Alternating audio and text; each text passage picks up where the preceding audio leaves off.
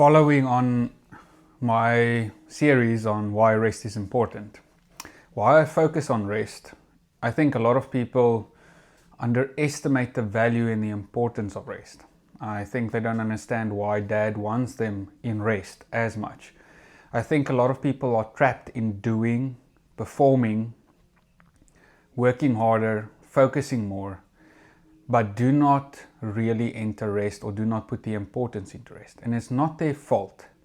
It is because the world and even religion and Christianity and the church have really put a lot of emphasis on working, on doing, on being busy, praying more, focusing more, learning more, and not to be in rest. I mean, being in rest is actually a vulnerable state to be in, because to the carnal mind, it means you're not progressing, you're not moving forward, you're not securing for the future, you're not fighting to survive.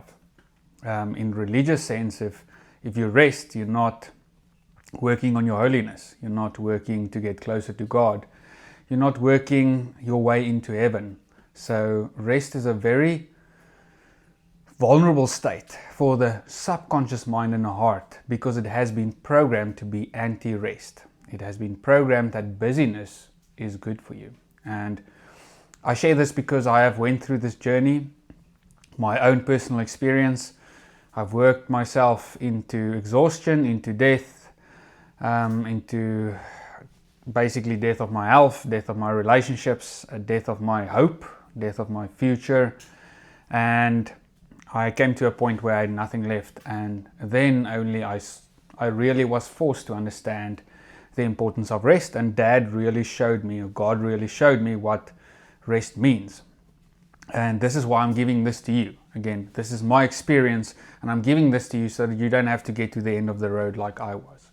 I know a lot of comments say, that rest feels impossible for them, or they've got OCD, or this happened in their life, or they're struggling with this illness. And I don't want to say I haven't gone what you've gone through, but I've gone through my own versions of that. And I just want to say that entering His rest is possible, and the Holy Spirit will lead you to enter that rest. One of the reasons why I didn't enter that rest sooner is because I almost needed to also choose. And I know this offends some people, because you're saying, I'm not choosing to not enter rest. I'm not choosing all the issues in my life. Yes, you are not choosing it, but it is difficult sometimes to realize that you have a choice to enter rest, and it might not be the first second that you want to enter rest that you actually feel that restful state. It might be going on a journey with your Father that He teaches you how to be your natural state. And this is the most important part. Your natural state is a restful state. Your natural state is as Christ is. Your natural state is like God. God is not stressing, God is not fretting, God is not worrying about the future. God is not worried about deadlines. God is not running around thinking He doesn't have enough time. He's outside of time.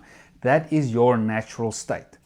The anxiety, the restlessness that you feel is in your soul and your body realm. It's not in your spirit. Your spirit is perfect. Your spirit is as Christ is.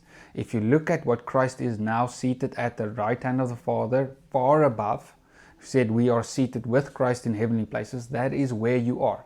So all of the stuff that we're doing, we're just actually giving you the information to realize that you are already there.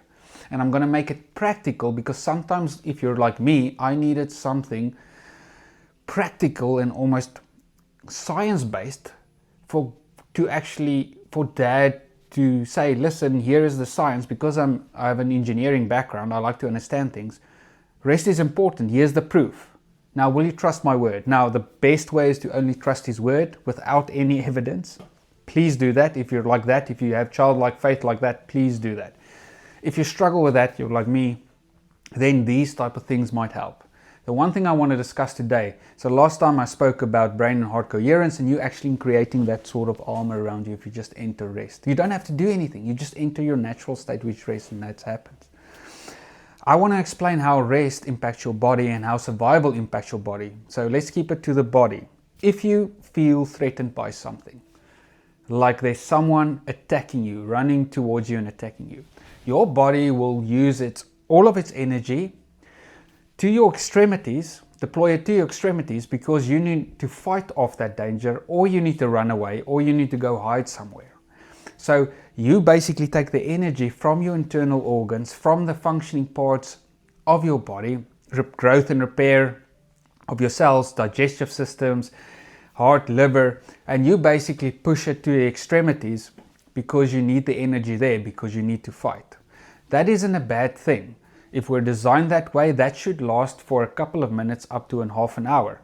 Then after the threat has passed, that subsides, your body goes back into homeostasis, and that energy returns back into your heart and your organs and your body, and you start going into growth and repair.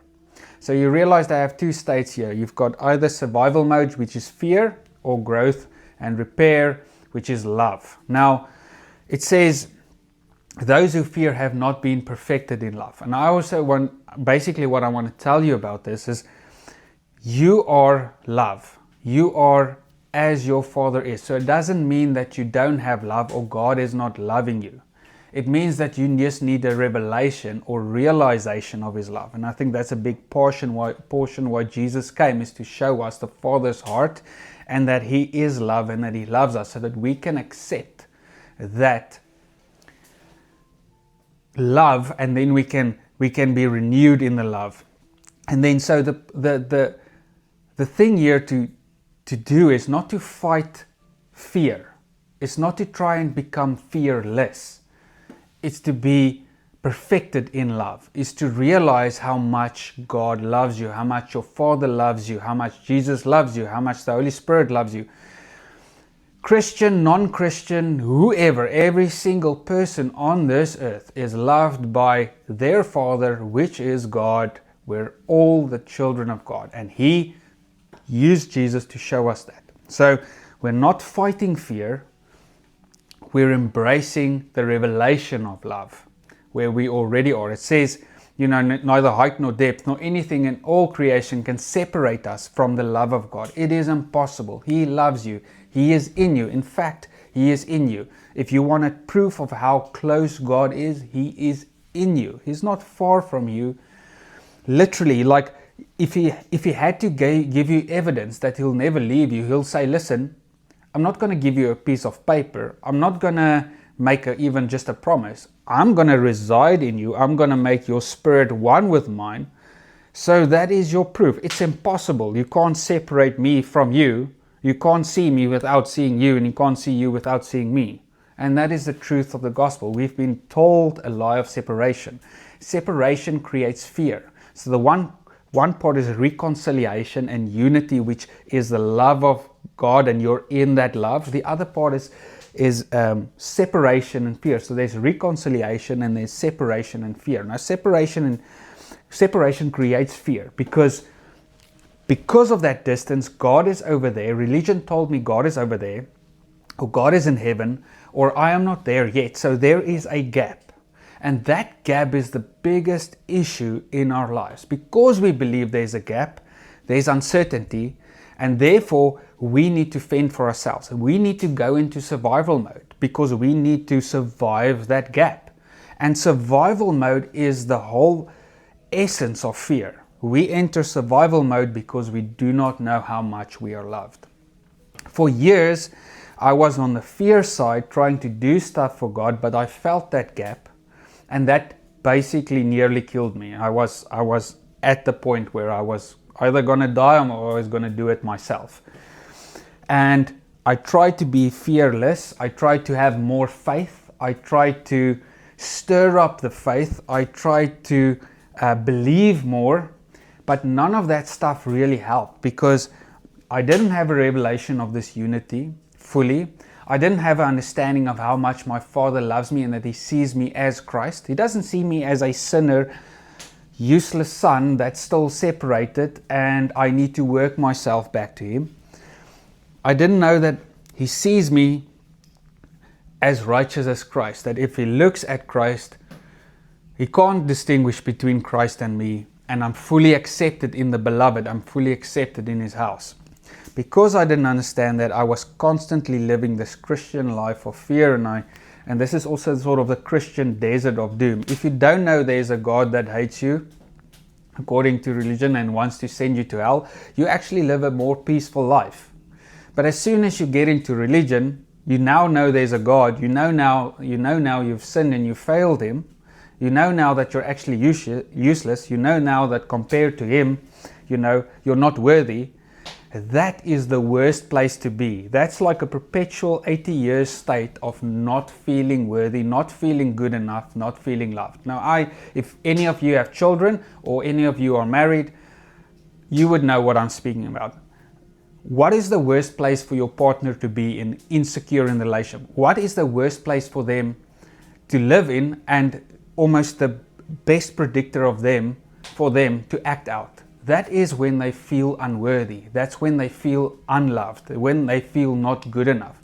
If I can promise you, if you make your wife feel not good enough every single day, there will not be an intimate relationship. There will not be a close, joyful relationship. So God is not like that. He wants an intimate, close relationship with you. In fact, in His mind, He already has that. He just wants us to realize that, so that we can just stop looking down at the floor, look unto Him, and actually enter into this dance. He's excited. He knows everything has been done. He knows you're as righteous as Christ. He knows He loves you for eternity.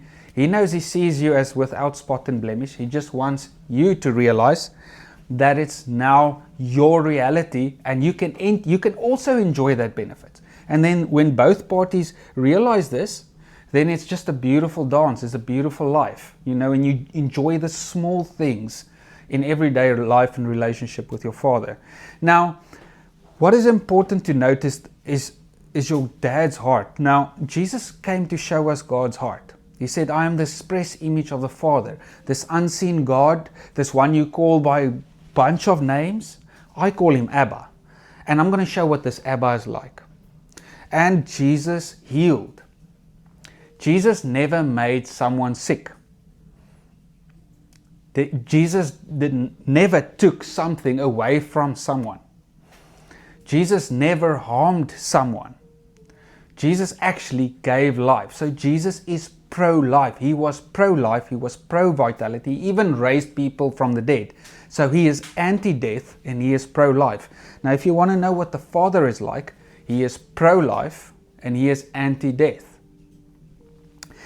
With that understanding, it's important to note that if that is your Father's nature, that is His heart towards you. So in every single area of your life, He is pro-life.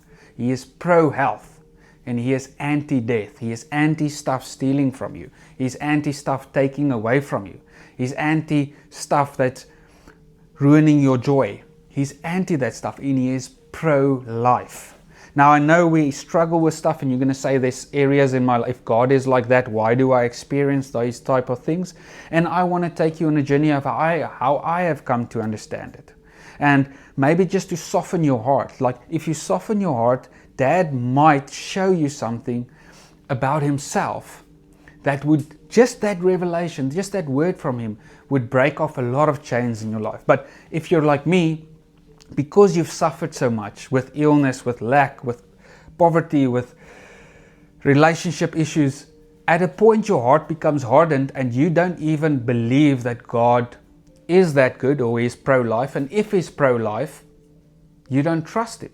Because how can you trust a God that is pro-life but He doesn't do it for you? Now, the fact is, He's already done it for you. It's already in you. What you experience is basically a lie.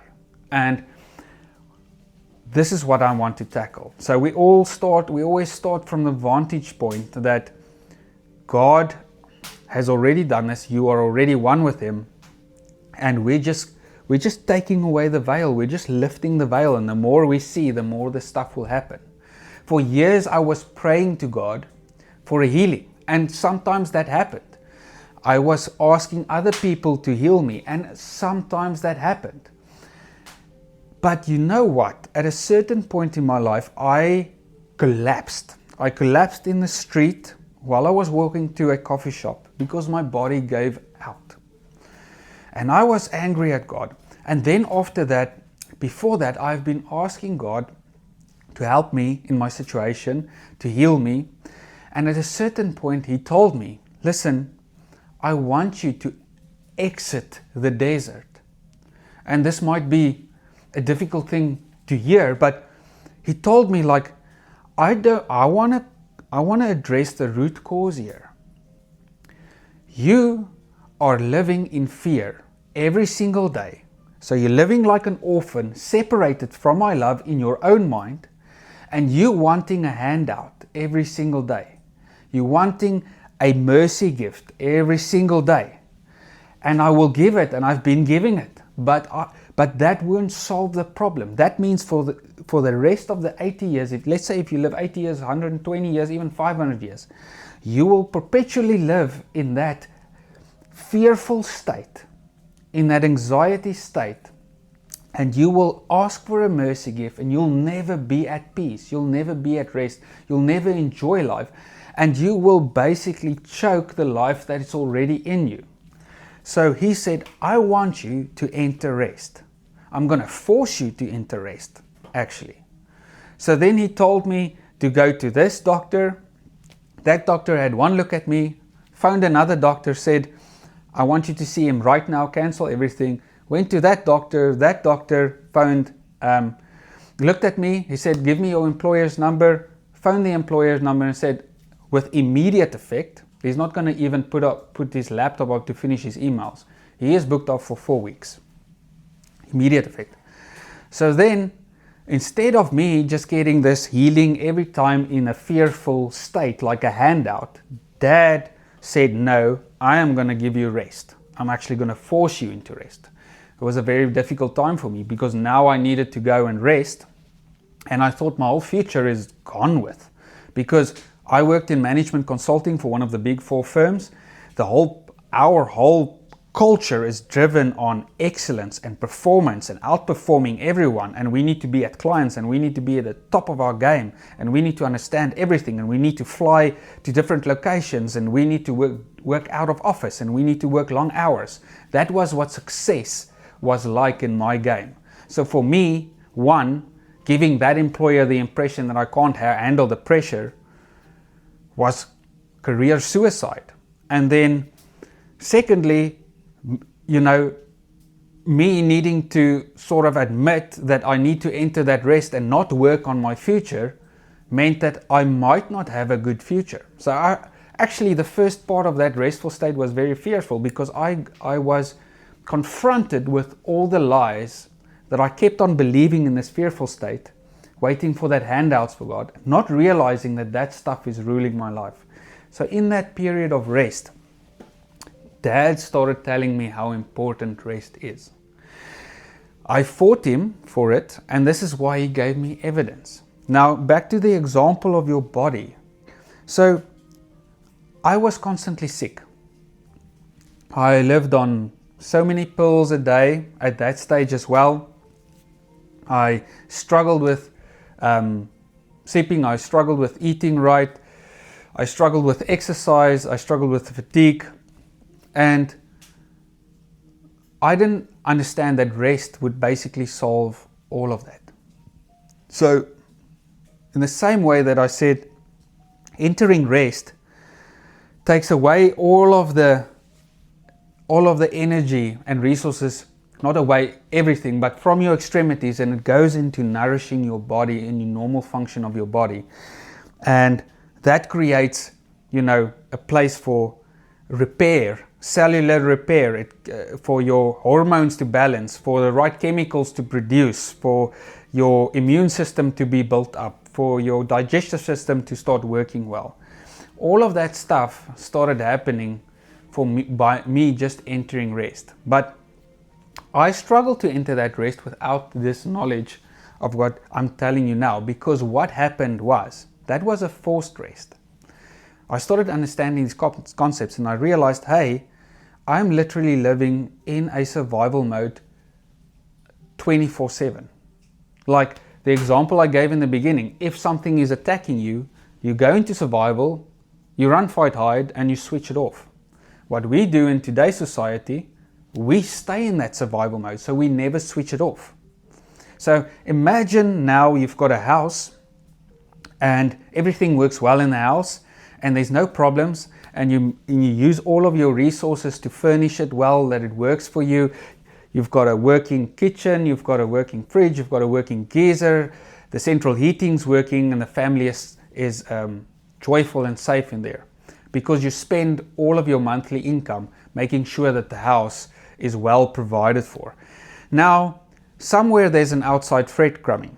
So you hear news about something happening outside, or someone phones you and say, listen, I heard somebody is attacking the town. You don't know if it's true, you don't know if it's validated.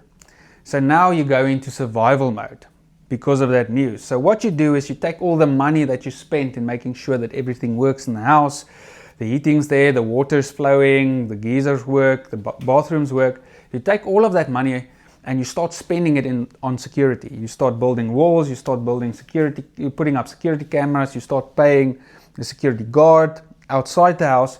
So now all of a sudden all of your energy is putting on security. Now, if you do that and then you go back and secure the house or start maintaining the house again, that's fine. But what we do mostly is, because we don't know we're loved, we don't know our Father has placed everything for life and godliness in us, we don't know and really trust that He will provide for us.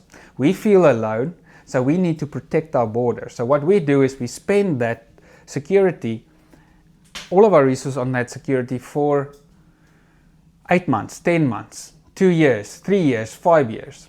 If you just imagine in your mind, you do no maintenance on the internal part of your house. You do not pay electricity, you do not pay water, you do not make sure that it's clean, you don't fix the fridge, you don't fix the geyser. After 2 years, what will that house look like? And that's typically what happens to our body.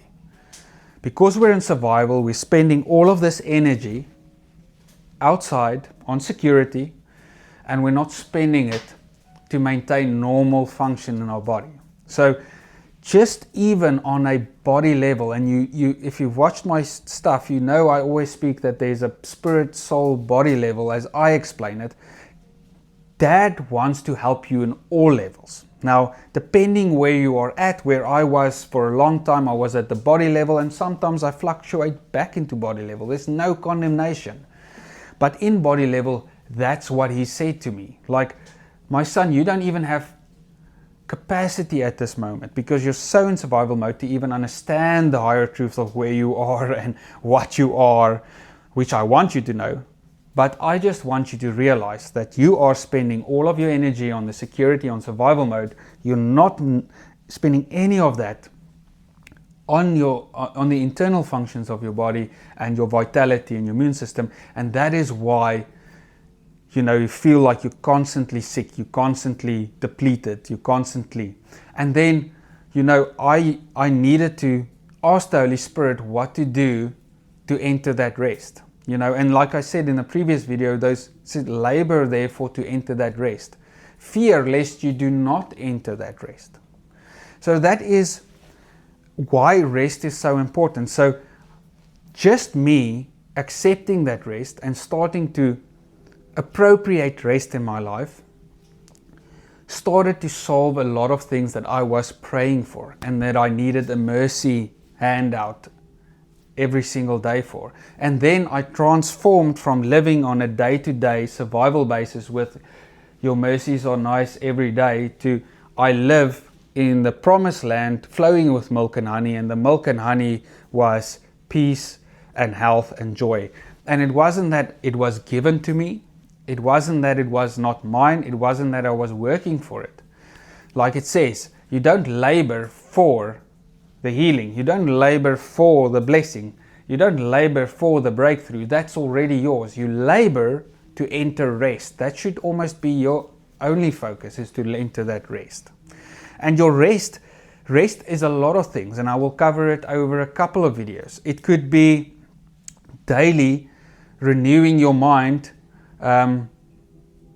you have the mind of Christ already. It could be switching off all of your negative feedback in your life that doesn't add value. It could be instead of listening to a lot of music that has zero beneficial value, you start listening to stuff like John Mark Pantana, or those guys who just sings about how much Dad loves you. It could be that you listen over and over and over and over again to guys like Matthew, to Tommy Miller, to Chris Blackaby, who speaks about your new creation, who speaks about how you're one with Christ, he speaks about how much he loves you. It could be many things. So I don't want to prescribe what you should do. I am here to tell you the importance of rest. So simply put, God wants you in a restful state. He wants you in a place of growth and repair. He wants you in a place of vitality. He wants you in a place where you can sit and without effort start manifesting the health that's already in you. Now, I will speak about the spiritual aspect, because if you also enter rest and you connect with the spirit that's already in you, then this thing is just multiplied and amplified, and it's fast-tracked, and you just get like I got that one night where I felt a zap through my head when I looked into the eyes of Christ, and I just got healed of so many things.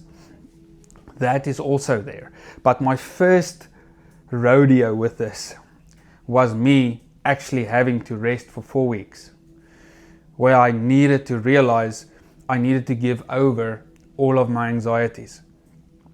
Remember, at that stage, I didn't have an inheritance. I didn't have a father to take care of me. I didn't really have a backup. My mom was also just recovering and close to retirement, and she was a widow. So it was a very fearful state for me. But even in that 4 weeks, I needed to give up my fear about provision, my fear about the future, my fear about what people will think of me, my fear about will I ever recover. I needed to start giving up that fear and start realizing that Dad loves me so much that he will take care of me, and it's okay. But he didn't expect me to do it in a day. He didn't expect me to do it in a second. That started for 4 weeks, and then it continued for a long while afterwards. So again, to that other video, he meets you where you are.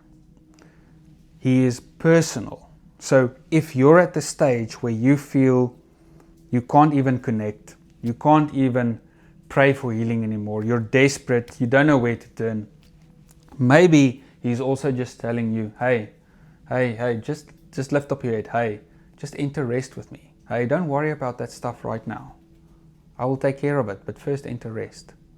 I want you to rest. I want you to realize who I am. Because this is the fact. He explained it to me in this way. He said, if my mother never allowed me to try and feed myself when I was little, 2 years old or whatever, I would basically be sitting now here, not being able to enjoy a meal with my friends without my mother being here feeding me.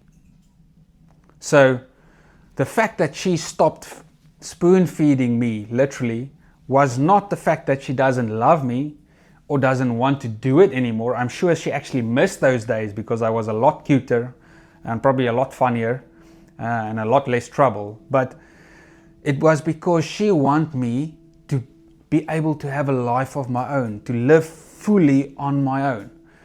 And she realized that if she can teach me how to realize that I can actually eat on my own, realize that, you're getting a new skill, but nothing changes with you. You're just learning to do something that you can do.